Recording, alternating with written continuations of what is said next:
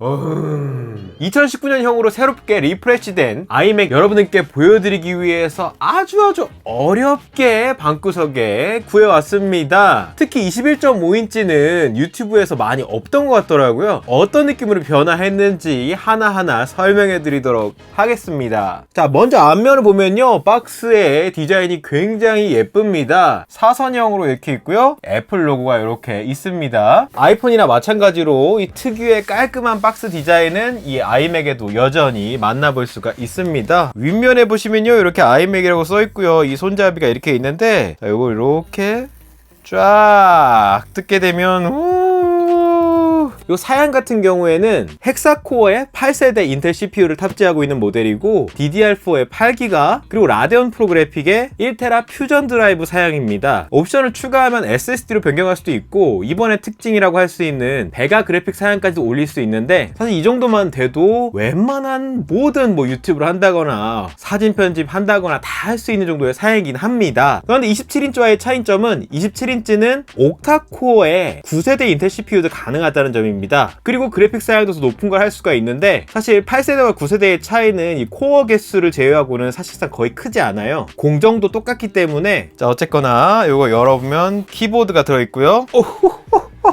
이 안에 지금 본체가 들어있는데요, 요런 식으로 들어있습니다. 자, 본격적으로 이 스티로폼을 제거해야 되는데, 밑에 이렇게 빼주고요, 여기도 이렇게 빼주고, 요 왼쪽 파트 안에는 전원 케이블이 이렇게 들어있습니다. 전원만 꽂으면 쓸 수 있는 되게 심플한 타입이기 때문에. 그리고 이제 윗부분, 짜잔! 요렇게, 이제 요 겉에 포장만 벗기면 되겠죠. 짜잔! 오!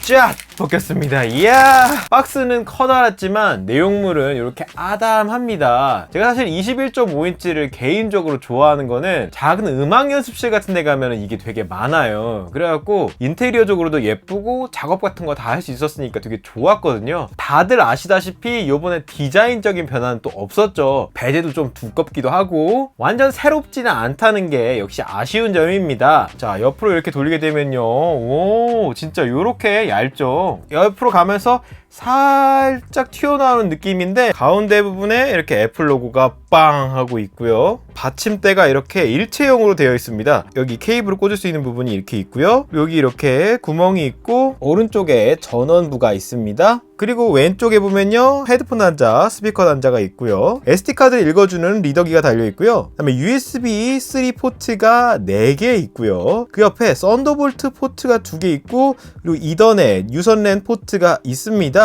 단자적인 면에 있어서는 부족함이 없을 거고요, 외부 4K 모니터를 연결하거나 5K 모니터 연결할 때는 이 썬더볼트 포트를 이용해서 연결하게 됩니다. 이게 아쉬운 점은 위아래 엘리베이션이 안 된다는 거죠. 고정이 되어 있다는 거, 이게 제한적으로 각도 조절을 할 수 있습니다. 이제 기본적인 연결 세팅은 됐고, 요거 뜯어봐야죠. 매직 마우스 그리고 매직 키보드입니다. 이렇게 고운 매직 마우스 이렇게 만날 수가 있고요, 요 정말 얇은 매직 키보드 이렇게 만날 수 있습니다. 요 안에 이렇게 iMac 이라고 써져 있는 문서가 있고요, 그리고 맥을 닦을 수 있는 이런 융도 들어있고, 애플 스티커도 이렇게 들어있습니다. 그리고 아래쪽에는요, 충전할 때 써야 되기 때문에 요 라이트닝 케이블까지 이렇게 꼭꼭 들어있습니다. 이번에 리프레시된 요 사양에 이 정도 옵션을 하게 되면요, 200만원 조금 안 되는 정도의 가격입니다. 기존의 맥으로 내가 작업을 해야겠다, 유튜브 편집을 해야겠다, 내가 로직으로 음악을 작곡해야 되겠다 하시는 분들에게 어찌 보면 사실 가장 추천해 줄 수 있는 사양이기도 해요. 물론 나는 SSD로 그냥 하고 싶다고 생각하시면 옵션을 더 줘도 되지만, 이 썬더볼트에 꽂아갖고 이렇게 외장 SSD를 써도 되니까. 어쨌거나 기동을 해볼게요. 오, 첫 부팅이 시작됩니다. 이야, 첫 부팅이 되면요, 이제 주변 기기 이렇게 스위치를 켜줘요. 키보드에도 이렇게 스위치가 있습니다. 이걸 이렇게 켜주면 자동으로 인식이 돼요. 이 아이맥 같은 경우에는 블루투스, 와이파이 다 내장이 돼 있는 거예요. 그러니까 무선 랜으로 사용해도 됩니다. 이야, 드디어 21.5인치의 4K 사양이기 때문에 정말 선명합니다. 작은 디테일 같은 거, 메일에 있는 이 주름 같은 거라든지 이 사파리의 세밀한 표현 같은 것까지 분별이 갈 만큼 또렷또렷 또렷또렷한데요. 해상도가 더 높으면 디테일을 표현할 수 있는데 맥은 이전부터 이 하이 DPI라고 해서 크기는 크면서 선명하게 볼 수 있게 맞춰져 있습니다. 그래서 4K 디스플레이가 21.5인치에 들어가도 너무 작아서 눈알이 빠진다거나 그런 게 아닌 거죠. 그리고 중요한 거는 P3 사양, 와이드 컬러 사양이기 때문에 굉장히 쨍한 화면 경험을 할 수가 있습니다. 흔히들 얘기하죠. 모니터를 샀는데 컴퓨터가 딸려왔다. 그렇게 얘기할 정도로 디스플레이는 사실 불만이 전혀 없습니다. 다만 이런 베젤의 느낌 같은 거는 차후를 위해서 남겨두고 있는 히든카드가 아닐까 이런 생각이 드는데, 제가 지금 녹화 모니터링을 이 아이패드 미니 5를 하고 있는데 미니 5의 화면 크기랑 비교해보면은 사실 상당히 넓죠. 27인치 맥에 비할 바는 아니지만 작업을 하는 데 있어서 답답함은 전혀 없습니다. 프로 11이랑 비교해도 이 정도밖에 안 됩니다. 15인치 맥북 프로와 비교하면 이 정도. 자, 그렇다면 요번에 주안점이 성능이기 때문에 얼마큼 빠릿빠릿한지 한번 인터넷 띄워볼게요. 사파리 애플 사이트 한번 들어가 볼게요. 애플 누르면 오, 빠릅니다. 인텔 내장 그래픽 칩셋이 아니고 라데온 프로 560X가 탑재되어 있는 사양이기 때문에 상당히 진짜 부드럽고요. 엄청난 고해상도라는 거를 확인할 수가 있죠. 이게 저사양 맥에서는 이 런치패드 애니메이션도 좀 부드럽지 않거든요. 근데 지금 런치패드를 여러 번 해봐도요, 아주 부드럽습니다. 자, 네이버도 굉장히 빠릅니다. 다음도 누르자마자 굉장히 쾌적하고요. 유튜브를 한번 재생해 볼게요. 어떤 느낌으로 유튜브를 볼 수가 있는지.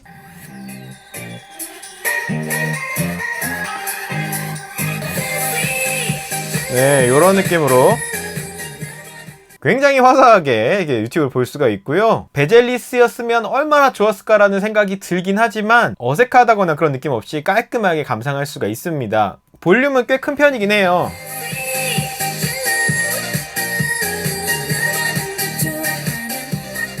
근데 아무래도 이 진면목을 느끼려면은 이 디스플레이의 해상도에 맞는 4K 콘텐츠를 감상해야 될 텐데, 바로 에어드랍을 쏴갖고 한번 시험해 볼게요. 자, 아이맥 선택해 볼게요. 그러면 바로 그냥 지금 전송 됩니다. 전송 수신 중이죠? 오, 들어왔어요. 바로 재생해 보겠습니다.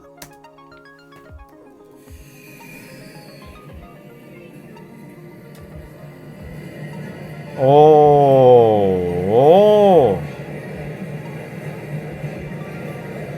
깨끗합니다. 이 맛이죠. 4K 콘텐츠를 봤을 때 깔끔한 이 디스플레이 감각을 느낄 수가 있는데 제대로 콘텐츠를 감상할 수가 있습니다. 아쉬운 점도 물론 몇 개 더 있습니다. 이렇게 전면에 달린 캠 같은 경우에 페이스타임 같은 거 할 때 쓰실 텐데 이게 사양이 너무 낮아요. 그래서 얼굴이 굉장히 흐리게 보입니다. 이거는 약간 옛날 감성으로 나와요. 이 전면의 캠 부분은 상당히 아쉽습니다. 또한 시리 기능 같은 것도 사용이 가능하지만 별도의 T2 칩 같은 건 탑재되어 있지 않기 때문에 대기 상태에서 바로 부른다거나 그런 기능은 할 수가 없다는 점도 조금 아쉽습니다. 그렇지만 이렇게 눌러서는 사용할 수가 있죠. 페이지스 앱 켜. 이렇게 하면은 페이지스가 금방 실행이 됩니다. 아이튠즈 같은 것도 아이튠즈 켜.